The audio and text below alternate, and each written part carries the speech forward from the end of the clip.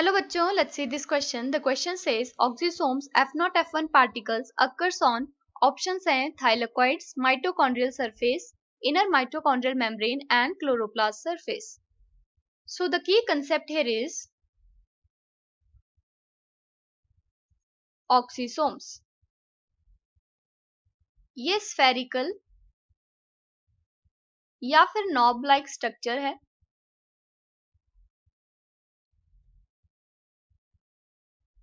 that is present on the inner mitochondrial membrane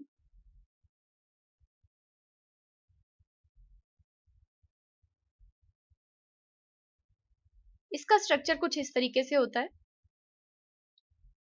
so this is the F0 part जो कि membrane में present होता है और ये है F1 पार्ट इसका, इसलिए इसे हम F0 F1 पार्टिकल भी कहते हैं. सो माइटोकॉन्ड्रिया में दो मेम्ब्रेन्स प्रेजेंट होती हैं, outer membrane and then inner membrane. Inner membrane में यहाँ पे इनफोल्डिंग्स प्रेजेंट होती हैं जिन्हें कहते हैं क्रिस्टे, और इन क्रिस्टे पे प्रेजेंट होते हैं ये ऑक्सीसोम्स.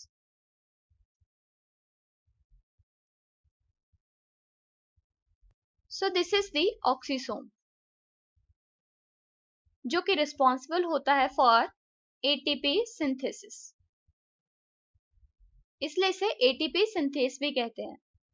सो नाउ क्वेश्चन में पूछा है oxysomes F0 F1 particles occurs on, first option है थाइलेकॉइड्स. तो थाइलेकॉइड्स प्रेजेंट होते हैं क्लोरोप्लास्ट में, और इन थाइलेकॉइड की मेम्ब्रेन पे भी एक टाइप का एटीपी सिंथेस प्रेजेंट होता है जिसका नाम होता है CF0 CF1 पार्टिकल, इसलिए ये ऑप्शन तो इनकरेक्ट हो जाएगा. सेकेंड है माइटोकॉन्ड्रियल सरफेस, तो माइटोकॉन्ड्रिया के सरफेस पे प्रेजेंट नहीं होता है ये पार्टिकल, तो ये इनकरेक्ट हो जाएगा.